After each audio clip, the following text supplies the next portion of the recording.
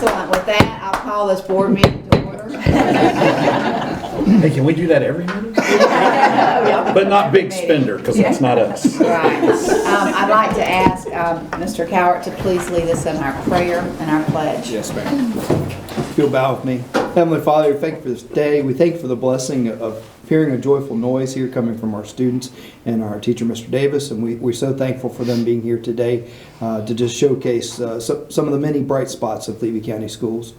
Lord, as we come into a new year, we're just so thankful as we kicked off a second semester, Lord, and what that brings, and just the rising sunshine, so that is the new semester, and just the hope that comes with it. Lord, I pray for safety and security over all of our students and our staff, Lord, and we just thank you and ask for your guidance and your wisdom as we deliberate tonight. We ask all these things in your name we pray. Amen. Amen. If you'll address the flag. I pledge allegiance to the flag of the United States of America and to the republic for which it stands, one nation, under God, indivisible, with liberty and justice for all. Thank you, Mr. Cowart. I would like to welcome everyone here and thank you for that wonderful performance, and we look forward to hearing some more. And at this time, we're going to move our public comments to the end of the meeting. So if anyone has any comments, we'll certainly address those at the end of the meeting. At this time, I would like to adopt our agenda. Do I hear a motion? I move to adopt the agenda. Second. I have a motion, second, any discussion? All those in favor? Aye. Any opposed? Motion passes. Thank you very much. Mr. Cowart, can you Yes. introduce everyone? So we've got Mr. Davis here, so from Williston Middle High School, so the band director. And so at this time, he can introduce our wonderful student players. All right, so I'm Joe Davis, I'm band director, he just said that. I'm playing incognito here just because our lead alto player is actually out playing soccer right now. This is about like 2/3 of the jazz band, so it's really nice that they're able to come out and play. We got Lucas Presage over there playing trombone, Carmen Burris baritone saxophone, Cheyenne Harwood alto saxophone, Lacey Austin trumpet, Carrie Helms on lead trumpet, Dylan Bird playing bass on the tuba somehow, Bree Hill on the drum set, and then Krista Montaigne playing some auxiliary once we get to the next tune. Can I say something real quick about the jazz band? You sure, man. So this is like my Swiss Army group that we have on campus. I kind of use them all over town as much as I possibly can to get them in front of people to kind of be the liaison for the band, because it's hard to fit 40 people in here, but you know, it's easy to fit this many. They play at the basketball games and out around town and that kind of stuff. And it's great for the students because they get opportunities to play different instruments, because as I was going down the line, he's a euphonium player, she was a percussionist, she's also a percussionist.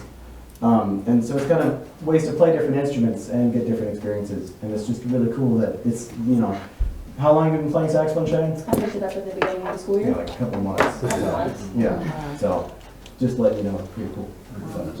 Were you playing the thing off of memory just a minute ago? Because you I didn't was open your folder. looking off of his sheet, but okay. this one I have to play from memory. And you've only started that in August. Yeah. So I'll tell you, I That's had the opportunity to go to the Christmas band concert, and they had 3 different bands. You had a beginning band, so played a couple songs, kind of intermediate, and then those that are the high flyers, so that are just knocking the socks off of it. So which all of them were. So, but it was just, it really is a tribute. So our band program had kind of fallen on a little bit of hard times there. So Mr. Slump found a diamond. So and Mr. Davis, and he's done a really, really good job growing that program. So and just appreciative of him. So wanted to kind of showcase that tonight. Well, thank you. There. We're ready for more selection. Yeah. It's called Burritos to Go. 2, 1, 2, 3,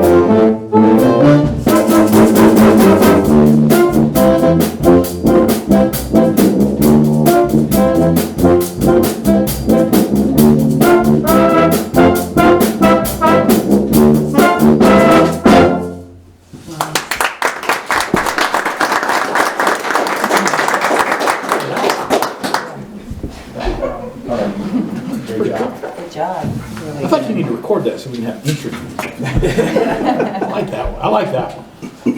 Burritos to go. Burritos to go. That kind of, that, yeah. Hey, Kim, do you still have the thing where y'all do the taco, the restaurant thing in class? No, there's no way because of COVID. Well, maybe if it comes back, we can have them come in and play the burritos to go. A little collaboration between schools. Go. Thank you, thank you. Outstanding. Really great. Great. So now, are you raising money to support band? Is there anything that fascinates me here? I think this is cool. There might be a concert coming up in the spring where we're able to do that, but we will have a purse bingo. I don't know exactly where yet for the details. We're meeting next week to figure it out, but we will have that. It'll be a fundraiser for the band. This year we're trying to get to Disney, so trying to get kids to play out over there, which will be really cool. So Well, don't forget to let people in Bronson know we love the band. If you go to Wilson football games, you go on the visitor side, the band does concession stand right there. There you go. Yeah, right. I mean, really, we raise money for y'all. Thank you very much for coming tonight. Thank you. Appreciate it. yes, sir. Thank you. At this time, item number 6, I'll call Brandon up.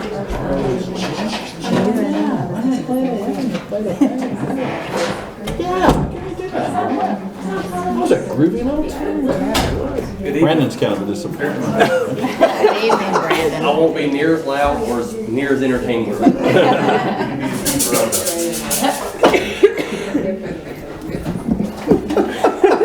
It's hard to follow that. It's hard to follow, Oh, please but give it to him. I'll do my best. Back in November, we asked y'all for permission to go out to bid for 2 stock trailers. We had a 20-foot aluminum stock trailer for Bronson Middle High School Ag and a 24-foot aluminum stock trailer for Chiefville Middle School Ag Department. Both of these schools asked this out of their CTE funds.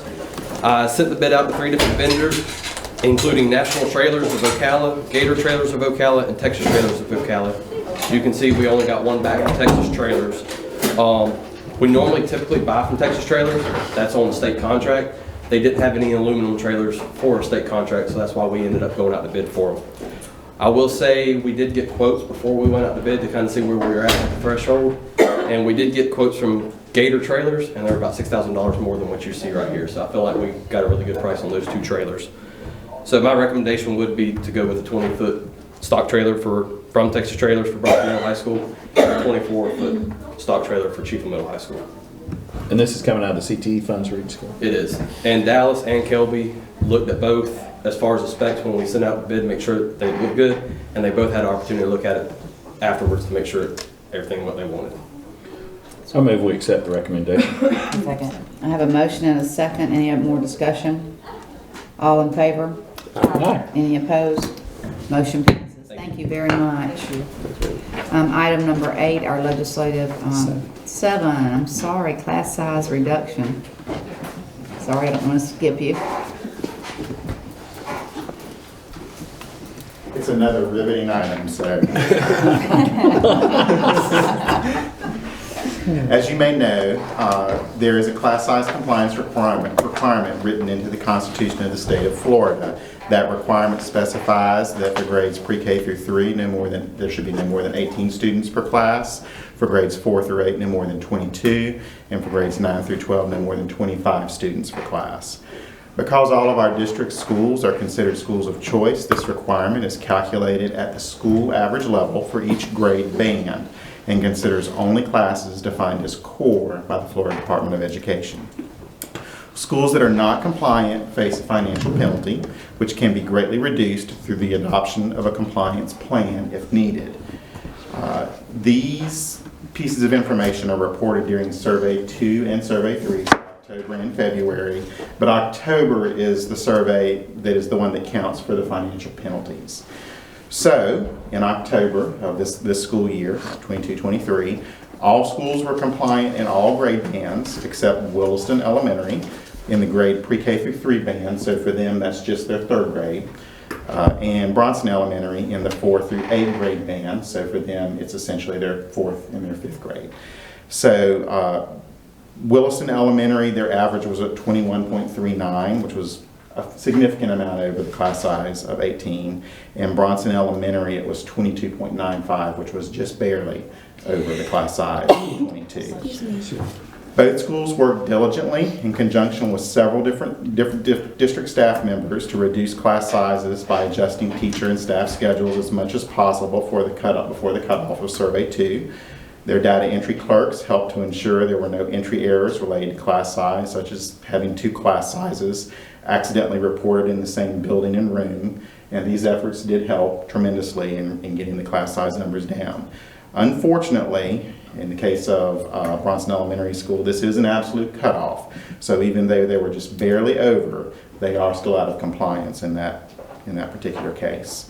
Because we ended up out of compliance, we are required to complete and submit a compliance plan which details what the schools will do to work towards compliance. That's the document that you have before you, and it details further steps that the schools will take to work towards class size compliance. So I thought what I would do was pause there and ask if you have any questions before we look at what our motion would be. So by filing this, we're not going to have to pay the penalty or the fine? We may. It is ultimately it's up to the Florida Department of Education when they review the plan. Sometimes they waive, in my experience, all of the class size penalty, sometimes a portion, sometimes none. So they do look at it holistically across the state of Florida in compliance plans that they have, and the compliance plans do have to meet certain standards that are written into statute. So we try to follow those standards when we write our plans. Well, how's the financial penalty based on? Is it based on how many you're over, or is it one set penalty? It's based on the number of students that are over within that band at that school for all the classes within that band. So if you happen to have just a few over, it's based more broadly on all the students and all the classes that are over within that grade band. So in the case of Williston Elementary, all of their 3rd grade classes and sections that are over would be the basis of their penalty, if that makes sense. How do they charge per student? In a roundabout way, it's based on FTE, but essentially, yes, ma'am. Okay. And it falls at around what figure, dollar figure? It varies year to year, and that's a calculation that really, Okay. I don't know that we are privy to. So is it the threshold for, what would you say, 18, and then it was 21 from what, 3rd to the 5th grade? Or 22 for 4th through 8th. Okay. And then 25. So the for 18 high goes to 3rd grade? Correct. Okay. Yes, ma'am. So even though it's a different, at Williston it's a different school. Yeah, it still yeah, falls they underneath that often same- get caught by that because that is a single grade level At that for school. that particular school. It can also be troublesome in some of our smaller schools that perhaps only have a very small number of students and sections within a grade band, for example, Yankee County or Cedar Key. So we often see them pop up in this compliance plan process and class size process, and it's just kind of a byproduct of their size. It takes less for them to happen to be over. They can't work it out in the law of averages. So. Thank you. Any other questions?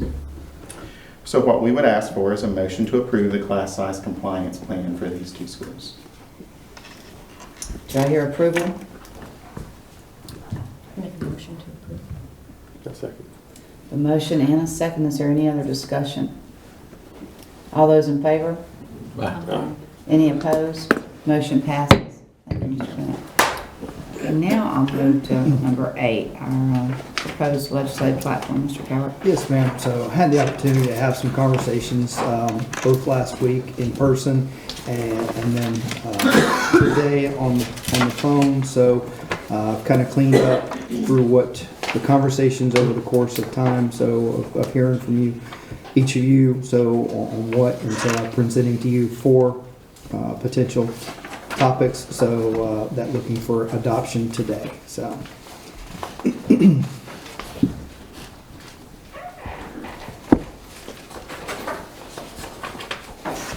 Number 1 is the increased mental health, funding. So with that, it shows, so it'll be a focus of the Senate President, Senator Pasadoma. So she originally brought that a couple years ago, so coming out of Marjorie Stoneman Douglas.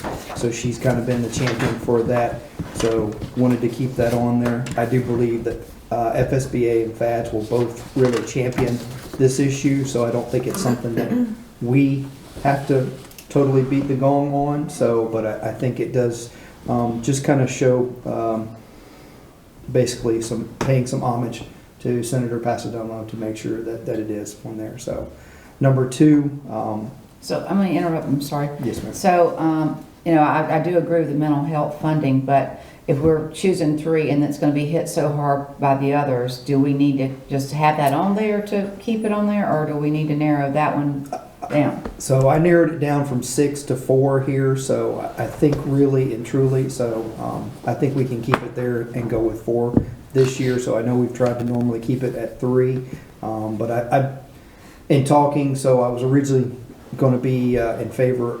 And after having some conversations today, so with some folks in Tallahassee, they thought it would be show good faith on our part. So as keeping that on there. Okay. So, All right. Thank you.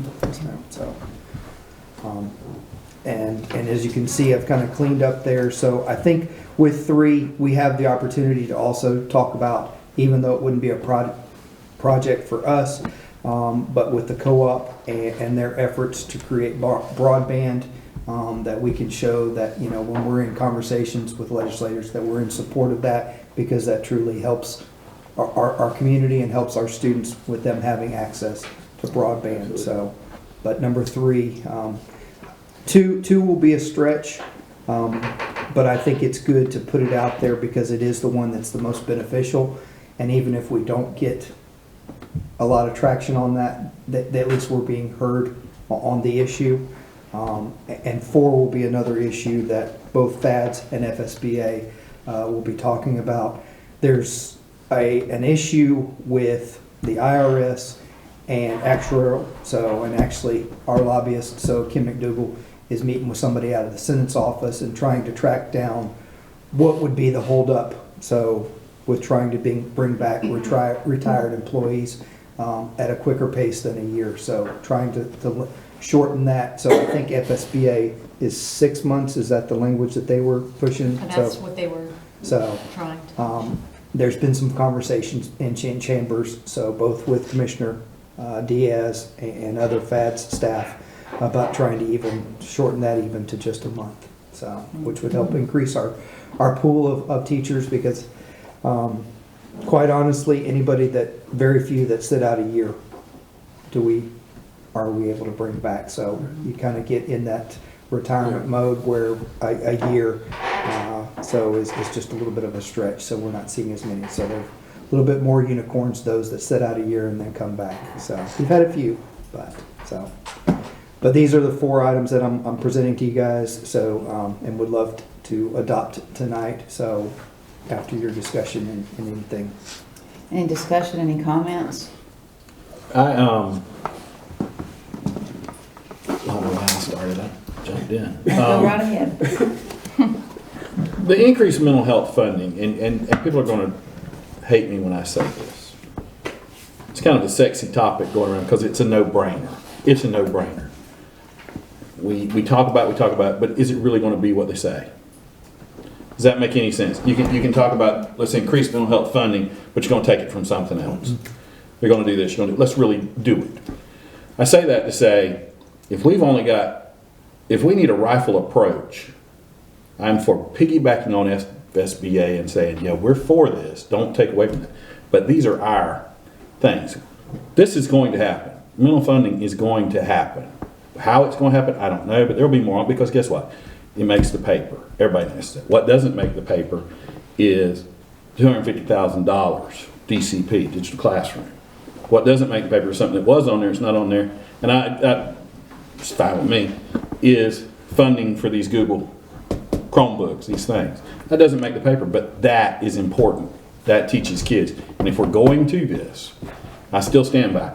Our poor little county, when all these jackers die in 3 years, we got to start buying new ones. We got to have the money for it. The retired employees, I'm all for that because there's not a big line of people wanting to be teachers. So we got to have teachers. You just talked about Bronson Elementary School's needing a 5th grade teacher. Lord, wouldn't it be great if we could get one that just left 6 months ago from not necessarily here, anywhere. Right. So I don't have a problem with these 4.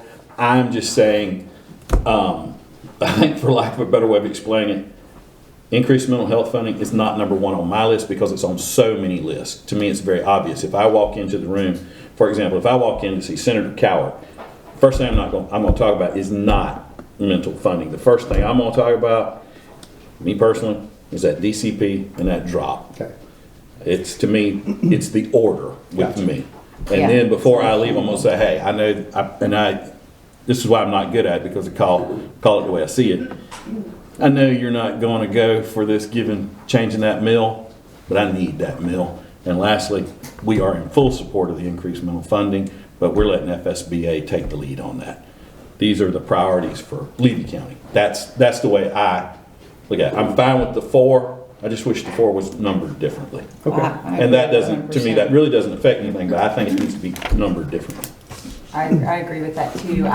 Of course, mental health is number 1 for everyone, but we have to, our voice has to be heard as Levy County. So if it's going to water our bullet points down to have 4 versus 3, I think we need to be very specific and hit our 3 points because number 1 is definitely going to, I agree with you. Well, and not to jump back in, I go back 2 years ago, and several of y'all were, well, a couple of y'all were here with us.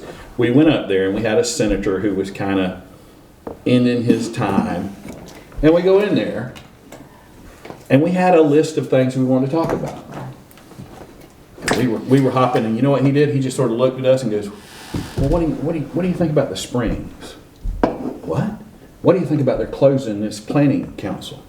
Wait a minute, that's county commission you're talking about. We're school board members. So I believe that you got 5 minutes to throw the single most important thing you got at those people. Because really all they're wanting to do, they got a person that's paid to get a picture of us standing there going, oh, you're doing such a great job. Because heaven forbid we tell the truth and say, you ain't doing that great a job, buddy. So they want to get us in, get us out, 5 minutes. This is why I'm terrible up there. Because I'm sitting there going, no, you're not doing me any favors here. Do your job. I say we go in there.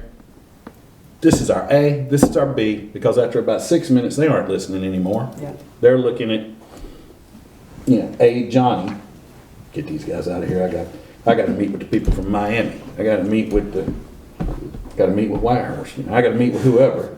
Just point to. So I say we prioritize this list. That mental health funding is going to happen. FSBA is too big and pushing, and it looks great. Everybody's behind that. The mill thing, we want it in there, but it ain't gonna happen. The other 2 can happen. Can happen.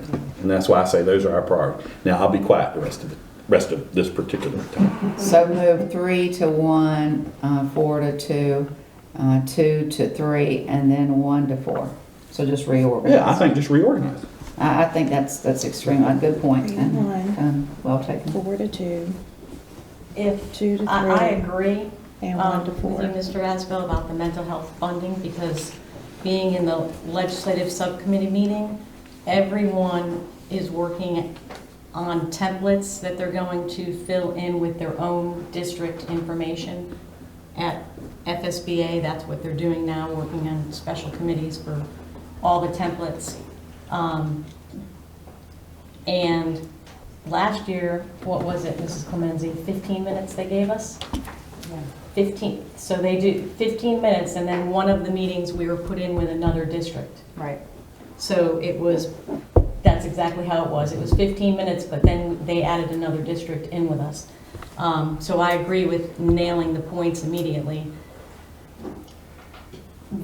With your discussion today, Mr. Cowart, did they say anything about broadband?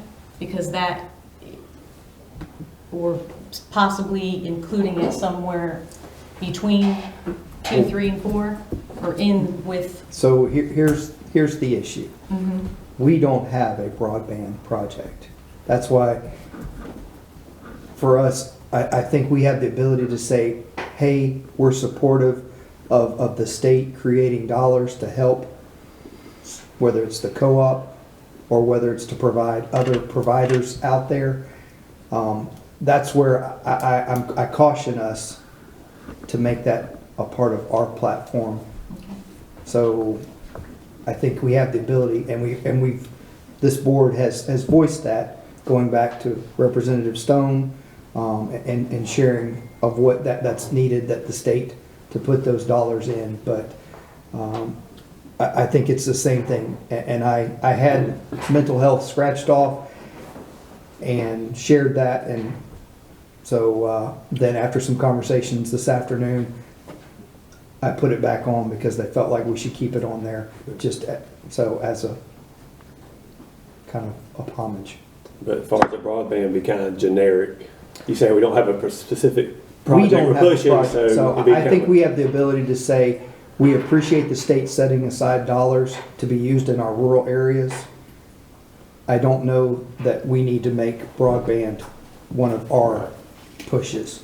I think the broadband thing is, our push should be, we support Central Florida, we Right. send a letter that we sign. And that's- We can send this joker with Central Florida up there. Right. That's Central Florida's gig. Our gig is these So, 3, 4 items. You know, Because we've only got a limited time. you have a limited time and you have a limited amount of political capital that you're going to be able to move things. So if we add, the more that we add, that's the whole idea on what gets traction. So, you know. Yeah, I remember one meeting with a certain senator who term limited out, but his wife came very limited. And he had us all in one big room, about 6 counties. Yeah, all the counties. And it was, well, y'all got 15 minutes. Good luck. It was, yeah. So you have to hit, you got to be laser. This is what I want you to hear. And being able to then direct the conversation whenever it goes to, maybe, how about the elevator at the courthouse? Well, that would be a wonderful thing for the county commission. Yeah, So, that's not us. But we really need, you know, focusing back, bringing it back.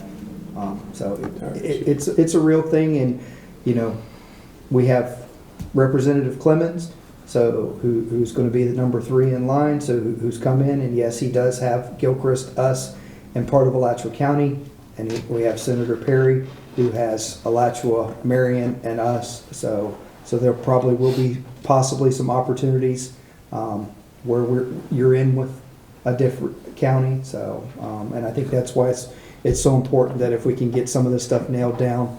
So kind of started laying the groundwork as their committee weeks of seeing some of these people individually. So had the opportunity to see Representative Clemens and Senator Perry both last week. So and have some conversations sidebar, just kind of letting them know what was coming. So. Well, I mean, we adopt the proposed legislative platform as renumbered. Correct. And so just to confirm, we've got number 1 will be item 4. Correct. Is that? No, let's do this one. I think item One number 3 is going to number 1. 1 is Right. going to 4. 3 is 1, Mm-hmm. 2 is 3, Mm-hmm. and 4 is number 2. Okay.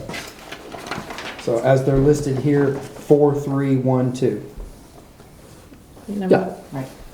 number 1's going to be the restore. Yeah, it's 4, 3, 1, 2. Got it. Okay. Mhm. All right. So I have a motion with a renumber. Do I hear a second? Second. Any more discussion? All those in favor?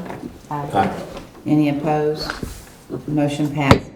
Thank you very much. And while we're on this, just real quickly, so Miss Boyle provided you what FSBA's legislative committee stuff, so you can look through this. So, and then I provided you with Gray Robinson, so what bills are starting to track, and also what the committees look like, so with their chairs and vice chairs. So just so you had that information. And I think we have our dates already set that we're going up there. Is that correct? Or are we going to go at a different time or what? I'll have to look back and see. I'm not sure on the day in legislature, but I'll have that for you for next board meeting, so we can make sure. It Okay. is set, but I don't know it off the top of my And head. so we can make our appointments Yes. early as possible. Okay, I'll move to item number 9. Are there any changes in our minutes? No, Madam Chair. Do I hear a motion? Did everyone get a chance to read the minutes? The only thing I saw was Mr. McCaskill's name. Well, it just says Mike with a line Oh, okay. I'll take care of that. in looking at it. Other than that,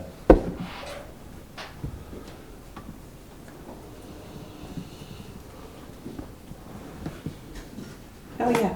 I'll take care of that. and with that, I move we adopt. I second. Okay, I have a motion and a second. All those in favor? Aye. Any opposed? Motion passes to approve the December 13th minutes. Thank you. Our consent agenda, any changes? No, Madam Chair. Okay, all right, I'll start with Mr. Whitehurst. Good. I don't have any comment. Okay, Ms. Clancy, All of my questions were answered too. Mr. Asbel, Everything I had was answered. Ms. Boyle, All my questions were answered, thank you. and I have spoken to Mr. Coward as well with any questions. Do I hear a motion to approve? Make a motion to approve the consent agenda. Second. I have a motion and a second. Any other discussion? All those in favor? Aye. Any opposed? Motion passes for the consent agenda. Thank you. We also have the finance items on our consent agenda. Do I hear a motion to approve? I'll make a motion to approve. Second. I have a motion and a second. Any more discussion? All those in favor? Aye. Any opposed? Finance items are passed. Thank you so much. Mr. Cowart, your comments? Madam Chair, at this time, I know we had moved public comments here, so, and just, I've had a couple comments on it, so out of Mr. Asbell's request at the last board meeting, so not trying to do anything where not lack of transparency or anything like that, so, but just if there's an issue, so if you'd like to talk it over, if you'd like me to bring it back, so where it's an agenda item, so where we discuss it at the next agenda, so I'm open, whatever, this is your board's agenda, so, and just wanted to put it out there for some comments, so in case there was any comments that needed to be happened. Are there any comments? I don't like it at the end. I'm just going to say it. I feel like if you have comments, I hate to make people sit through the whole meeting and then but that's just my opinion. I like it in the beginning, but majority rules. I brought it up as a suggestion only because I want people to have the opportunity to be here, and sometimes we have nights where we have a presentation, and we have days where we have a presentation to students, and to me, it's important to get those students in, get those students out. And we have the business of the school board to do. I want to hear from people, of course. And I just, it was, my bringing it up was just to have an opportunity to talk about it. This is our agenda. We need to set when these things happen. And just, I am not married to it being at the end.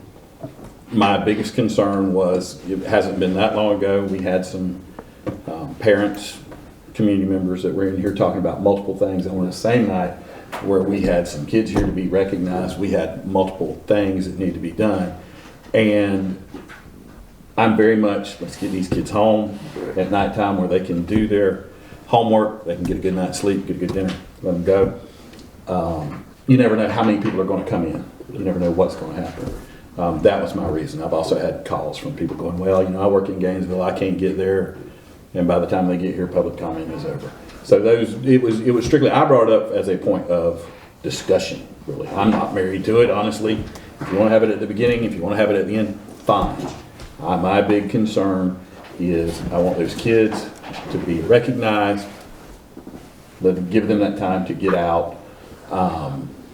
If you'll remember, there were, at that one particular thing, there were things talked about that maybe some of them kids didn't know. And they were kept out. You know, not that this isn't public, but they got a sixth grader sitting here who hears about some things that happen, or they hear about this is going on at school, and I don't know. You know, they can watch the video, they can see the record, but in that moment, these little kids are here to be recognized because they got a great score, or they play the trombone quite well, whatever. I want to maybe move it around to where they recognize the kids, then have public comment, whatever. It's to me to get kids moved on. That's because that's what we're in. We're in the kid business. Oh yeah, my daughter was one of the ones Yeah. that was here that meet, and then like I say, sequestered for 2 hours in the back. So I see your point. Yeah. And that's a valid thing. I mean, But I'm not, but I'm not married to it. The only thing, then you've been on the board longer than me, but that was really the one time in 4 years that we've had that many people, and we had a heads up. We knew it was going to happen. I mean, we could be fluid and just say, okay, we think anticipating. Could we change it if we anticipate a crowd? I don't know. I'm not married to it either. There's also other boards that set, okay, this is public comment time and it is limited to X minutes total. Total versus 3 minutes. You know, whatever. Yeah. I don't know if this is fortunately or unfortunately. I have been here on multiple occasions where you have that something is upset them. Person, and they have the right to come speak. I don't want to say everybody has the right to come speak, and we want to hear it. Exactly. But there is a chain of command. There is a definite way you go, and it goes through the school, then the superintendent, not to the school. That's why he's elected to that position. I'd love to tell you that everybody that calls me, I can say, "Oh yeah, I can fix that." No, I can't. I can go, yeah, okay, we want to talk about the budget? You want to talk about policy? You need to talk to Coward. You know? Anyway, I want people to come. I've been here, I hadn't been here long, I hadn't been on the board long when we had, we were in budget crisis, and we had some teachers that were on extended drop. They had extended drop, and the superintendent at the time decided, okay, at the end of the school year, we will not renew those extended drop contracts. This particular teacher came and brought a ton of kids with him, and for I'd say a good 2 hours we had to hear how great this teacher was and how horrible everybody was because we were letting this man retire. And it was a night we were going to have a presentation. We did not get to have the presentation because honestly the kids needed to go home. It doesn't got to be 10 o'clock. Those kids got to go home. And so I just want to avoid those things. We've had others but at the same time, I want to preserve people's right to come in and express. And that's why I wanted to have the discussion about it. I want people to be able to come talk to us, tell us what your feeling is. A lot of times people just want to be heard. Yeah. I want them to have that opportunity. There's good reasons to have it at the beginning. There's bad reasons. There's good reasons to have it at the back. There's bad reasons. There's no right or wrong answer. I just wanted a discussion about it. Could you do like the presentation and then have public comments after that? Is that a possibility? I mean, I don't know. Yes. I can do. Yeah. It can be changed anyway. Anyway. Yeah, it can be. Ms. Boyle? I see pros and cons to both. If we put it at the end, I see possibly a lot of people, when that time comes, that once every 4 years, that you have disgruntled community members that are sitting through an hour and a half of a meeting. And, you know, I wouldn't want them disrupting the progress of the meeting until it was their time to speak, or if an agenda item was brought up, if they're out there by statute, they get to speak about that agenda item that's brought up for a vote as well. So that, I mean, that could be a con to putting it at the end. When you mentioned it at the last meeting, I brought it up again to Mr. Coward. We had a discussion about it. And my thought was I just wanted a discussion. I wanted a discussion among the board. I didn't want you, Mr. Coward, to think that I was saying it was we weren't being transparent because we were putting the comments at the end. I was saying that to voice that I think the whole board should talk about it publicly so that it is open. Like, everybody hears us discussing, do we do it at the end? Do we do it at the beginning? That was the transparency comment. By no means did I think that we were being not transparent by putting public comments at the end. There's an accountability group that we text with FSBA, and I did a little research with all the other counties and the district, and they're different. Two of them just changed it to the end. They always had it at the beginning. Some just moved it to the beginning and said that was a positive change. Some did exactly what you said. They put it on line 5 for public comments and do everything beforehand, and then at the very end, for non-agenda items, they give any public comments at the end 3 minutes per person to get what anybody has on their mind off their mind. So it varies. There's pros and cons to both, and that's what I have for my input. I like the comments later on down, because I think we are here to do the business of the school board, and that we do need to do our business, and that is important. Those students were very important. I certainly would not want those students to wait and set up and come and then have to, wait for public comment. So I'm really against that personally. And I think we can come to a compromise and we can put it after, but it is the way we set the agenda. It can be done anyway, and any way we want to put it in there. What about, not at the beginning or the end, what if we put it in, this thing reads the same way every time. If you put it in right before you approve the minutes, that way the agenda items have been addressed, the presentations have been done. We have a middle of the thing, right before we start into the approval of the minutes on that right there, public comment at this point, because now we have moved through the essential business, the new stuff. Right. And some of that business that we brought up after those comments, really we addressed it in the schools, and those things were handled, and they didn't see that. So I think it is very important that, when issues come up, the public does see that we are handling that business. So the direction is that we're going to ask Mr. Cowart to, we're going to put it maybe before our public comments, before we adopt any minutes or agenda. Is that correct? Will everybody want to do that? Is this something we need to, and the other thing is, I think Ms. Boyle is absolutely right. We can't talk to each other any other time than here, so we have to talk about this here. And that's why it was my suggestion. And I haven't moved that. I will gladly move to put it there, and I'm a big, strong boy. If it don't pass, that don't hurt my feelings. I'm cool. I'm not the end all be all. I don't think that needs to be an item that has to be a motion. That's just a discussion, and we can change. As the last time, I took your request, and didn't hear anything dissenting, which is why it got moved there. So, it matters not to me. This is the board's agenda. So if we'd like to put it above minutes, we will have the public comment above the minutes at the next agenda. So that seems to be the consensus that I'm hearing. So Does it do anything to policy? Not at all. There's So it no doesn't policy. even touch- So I've referenced that and checked our board policy. So there isn't anything that's and as you have kind of shared, so there is no right or wrong. And there's different ways of doing this across the state. So and if it doesn't work at this juncture, we can take a look at it again and bring it back to you guys. So that's not a problem. Not a problem. If the chair gets lost and mixes up, it's not a problem. That's why we have such a strong chair right now. And Madam Chair, if I may, just a quick reminder, there's sort of two types of public comment. There's public comment on agenda items, and the public has a statutory right generally to be heard on any item before the board votes. But, that's on the individual member from the public to let the chair know that, hey, they would like to address the board before the board votes.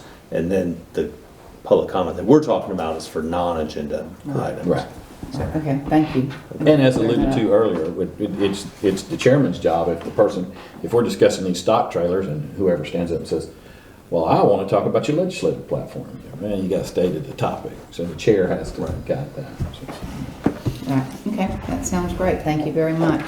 Mr. Cowart, do you have any Yes, comments? I've got two things. So we had school improvement, so on Friday, elementary, so I was able to get out and about to a couple of the school sites and seeing our teachers and our school-based admin, so planning for the second semester and kind of being able to take some of our data and use that, so with iReady and different diagnostic tools that we have. So that was really, really good. And then on Monday, got to see our secondary schools come together at Bronson and see them working together, so both in all different subjects. So was appreciative all the hard work that goes through to kind of help facilitate and support from the district level and also from the school level. So, and then last year, so our board and myself, so we split sponsoring 2 fish.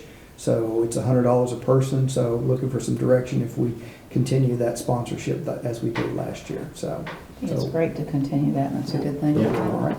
So, and if anybody wants to fish on February 4th, so see Miss Lewis or Devin, so they can probably hook you up. So, or Ashley. So So to speak.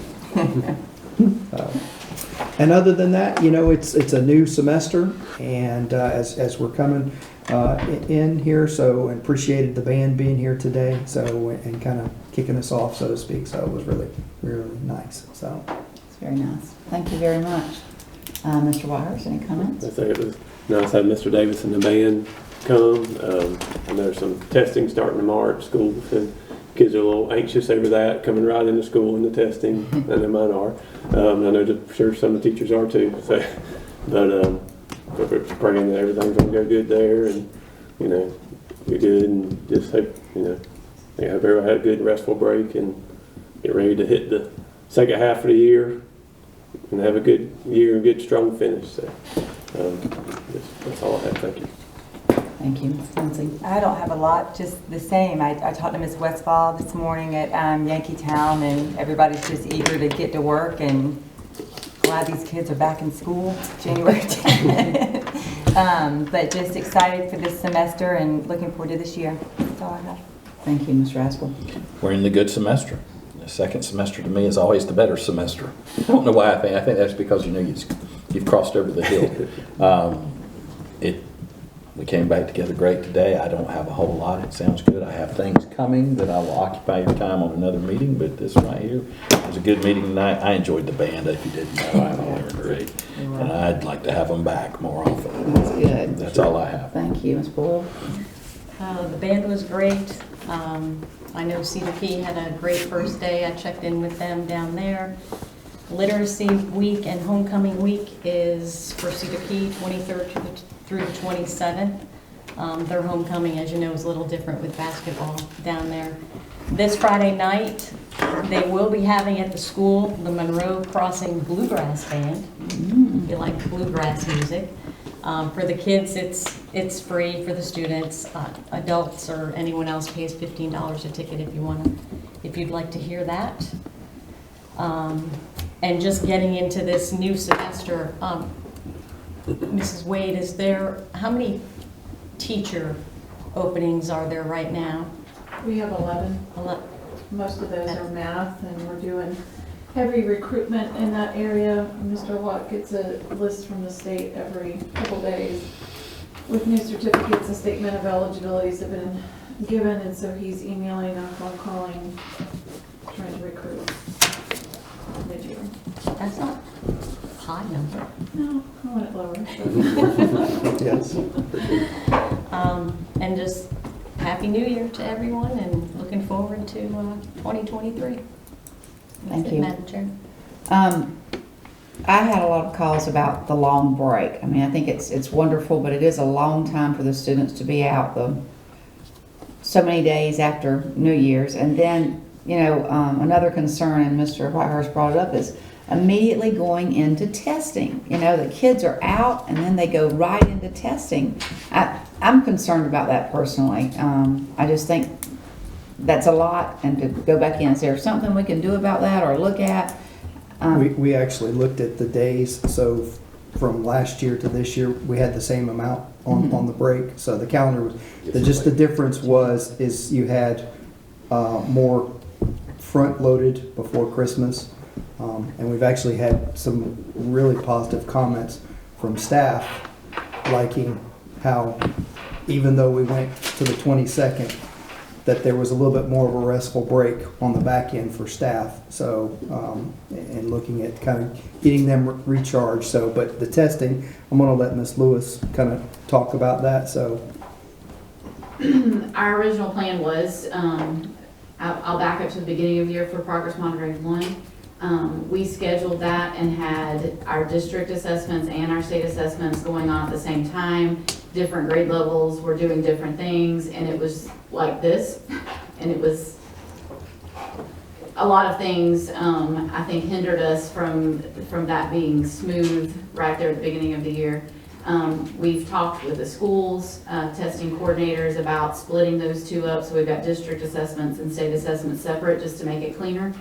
It was our original plan to do testing as we are doing it now. We're district, when I say district testing, I mean iReady, iExcel, and then our Levy interim assessments and mid-year EOCs, that those two, the last things I said, I guess some iExcel too, count for midterm grades. So those kind of have to be in that December time. And then having state assessments, the state window runs from December through January. And if we save state assessments for that January window, which does give us a short amount of time, but it separates the two, so you've not got so much testing going on campus at the same time. What I will say in defense of that is Progress Monitoring 2 is for informational purposes only. There's no decisions being made as far as for teachers or for students for this round of testing. It's informational of what learning has taken place, what growth has happened since PM1. We're going to evaluate that now, evaluate our instructional practices, make, decisions on what we're going to be doing in classrooms, along with our district assessments as well. And then all PM3 is where accountability type things are tied to. So if that gives a little bit of breath of fresh air, I think that I've put out a lot of information about our testing through Remind, through Facebook.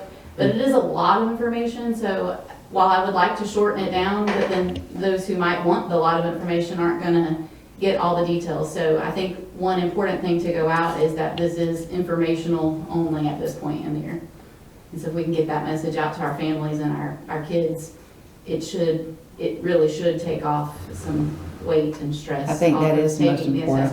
Yes, yeah, is that information on it. Yes, ma'am. And the Remind is a great program. I mean, I get all those and that information, and everybody does an excellent job sending that out and getting it out. But I mean, sometimes when it does get long, they just don't read it all. You tune out, yes, ma'am. They tune out. So that does happen. But I like can put knowing out a this message information. though, because I think there are a few that are starting tomorrow, a handful. But a lot will be Wednesday and Thursday of this week. But I could put out some messages just to reiterate that it's informational only. That would be at this time. super. Yes, ma'am. And then I can reply to concerns too that mentioned stuff. We also have March the 15th through the 17th is our day in the legislature. And then is this the 23rd too? We have a day? No, 2023, sorry. I just Oh, did the okay. 29. But yes, and I think I have that down, so make sure we do have that down so we're all there in March on that day. I have one more thing. Are you done, Paige? I'm Yes, sorry. I am. I have one more thing. It just crossed my mind as we were talking. Something triggered it. I have one comment to make. It's probably for Mr. Delaney. What seems to be happening, and of course, Levy County, but we have kids that are expelled from Levy County. I believe we got some that we didn't know exactly what their background was that caused some issues. Then they are now in Marion getting County, records on getting time. records on kids, but it's popping up, or we're expelling without services, and now they're at North Marion. Or we're getting kids where we don't have the DOJ records, and we have no idea what we're getting, and they're wreaking havoc at our school. So what is there? So the way when you, the board, takes action on a student, it's up to that county whether they want to accept that action or whether they want to allow them. So they do not have to basically, they can put them right into regular school. Our process has always been, if a student has been in an alternate placement, so when they come to us, we honor that. So, so I'll speak to that.